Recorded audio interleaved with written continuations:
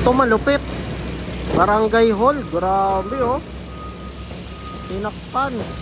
Ang bangketa. Tinabunan.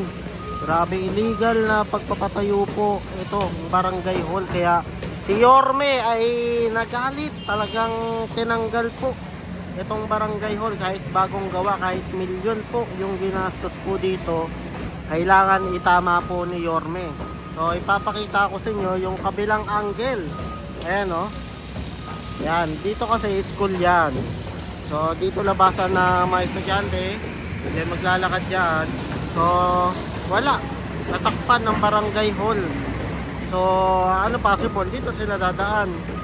So sayang ang budget kung ginamit lamang at pinag-isipan kung saan iaano tong Barangay Hall na to. Grabe, ayan o. Ready na, hakutin na yung mga ano eh, mga semento na mga natibag. Dami oh, dami nag-ano, dami nagtitibag, dami nagmamason. Etong up, 4th floor pa, ano pala to? 4th floor, grabe oh. Sino kaya nagpatayo nito? Matindi nito. Pinayagan patayin to kahit bawal. Alam yung walang permit, automatic to, walang permit to. Kasi hindi naman pinapayagan magtayo po sa bangketa, kaya 100% walang permit po to. 4th floor pa. Grabe no, wala nang permit. 4th floor pa. Palakasang kapit dito eh. No, kaya si Yorme ayaw na mga ganito, kaya tinanggal tong 4th floor. Kahit milyon yung ginastos, kahit ano eh bawal eh, illegal eh. Nasa tama lang tayo. Nasa tama. At ang migit doon, yung totally na nakaka-apekto dito, yung mga estudyante po. Imagine nyo dyan oh. Imagine nyo natatakpan sila, bang init-init na yan. Ngayon walang pumapasok na hangin dyan. Eh paano na yung mga estudyante, di ba? Wawa naman. Alam mo, marami nagreklamo dito, especially I think summer, sobrang init. Ang dami nagreklamo nun. Pero nung pagkaupo ni Yorme, ilang linggo lamang eh umaksyon na agad. Illegal ka ha, illegal ka talagang ano, gibain ka 1 week pa lang, in-announce ni Yorme, illegal to. Ayan o, kaya action agad. Ito maganda kay Yorme. Hindi lang pinaganda, pinalinis, pinaluwag, pati yung mga illegal na ganito na mga tinayuan eh talagang aayusin po ni Yorme. Ayan no. Eh bangketa eh, vendors nga bawal, di ba? City Hall pa kaya, di ba? Yung vendors nga pinagbabawal na eh. Ito pa kayang ano, hindi pala City Hall, Barangay Hall. Tibay mo rin, aray ko po talaga. Imagine nyo, gastusin na lang sa pagpapaayos ng kalsada,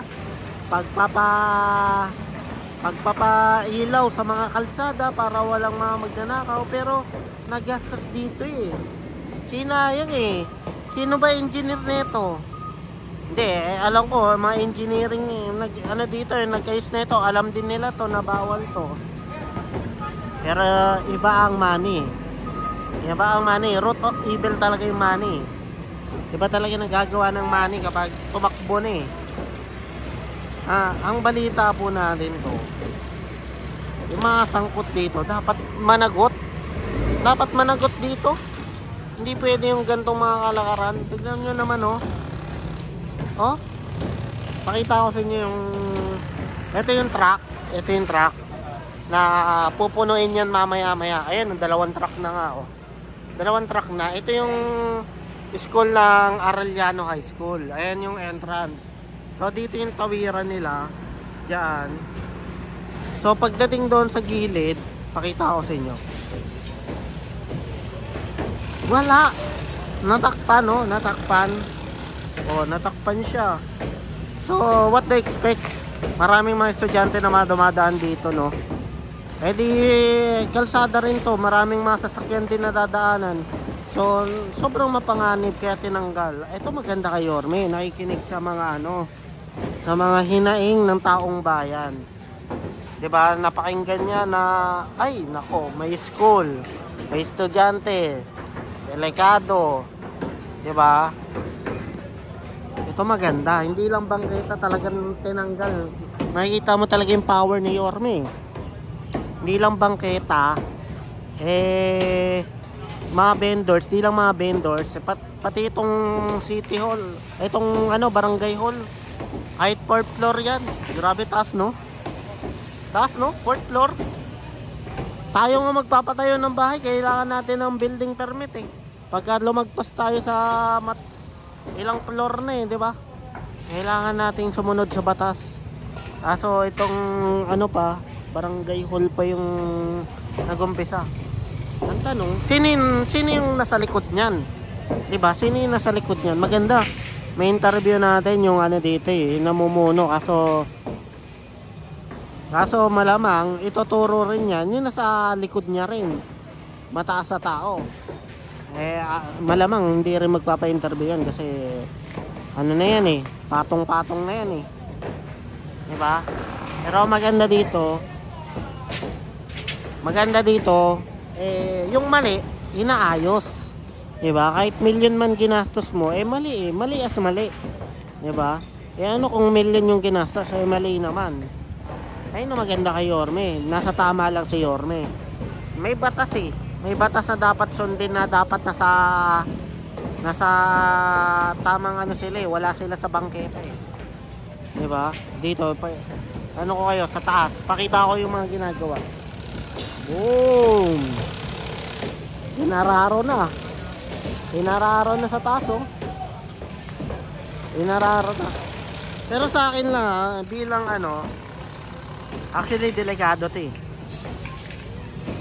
Bilang sa mayroong kahit papano may idea dito sa pagbabasag nito, demolish na to.